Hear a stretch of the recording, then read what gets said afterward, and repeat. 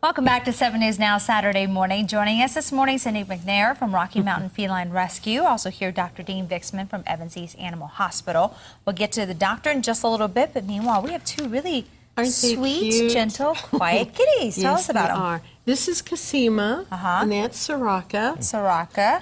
So we're showing Cassima right here, and Soraka's on this one right here. And they're both about 4 months old. Soraka came from a high kill shelter in New Mexico, and Cassima was born in foster care here. But they're both adorable. They have lots of energy, but then when they quiet down, they love to cuddle, and so a family would just have so much fun with these kittens. And anytime you have kittens, obviously, with small kids?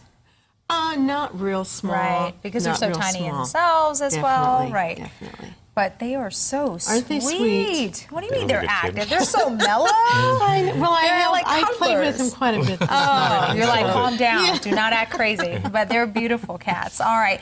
Dr. Vixman, we're talking about the hot summer temperatures, but not just for humans, for our pets as well. And they're very susceptible to this, right? Heat stroke. Most people don't realize that our pets are more vulnerable than you and I to heat stroke.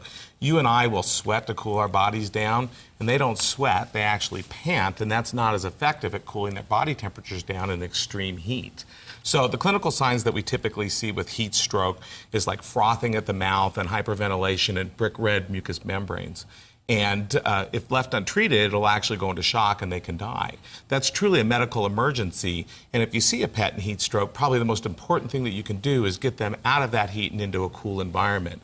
Once you've got them in that cool environment, then you need to contact the veterinarian or emergency hospital so they can help tell you how to cool that pet down even further. And we see on the screen right there, it says short nose breeds more susceptible as well? For sure. Think about that they can't breathe. So your bulldogs and your pugs and your French bulldogs, they have respiratory problems as it is, and so panting's difficult enough for them, let alone in the heat. So I think it's really important that owners try and prevent the problem. You know, don't leave your pet in the car even for a moment. Yeah. Obviously, if it's really hot out, don't exercise them in the heat of the day. Exactly. You bet.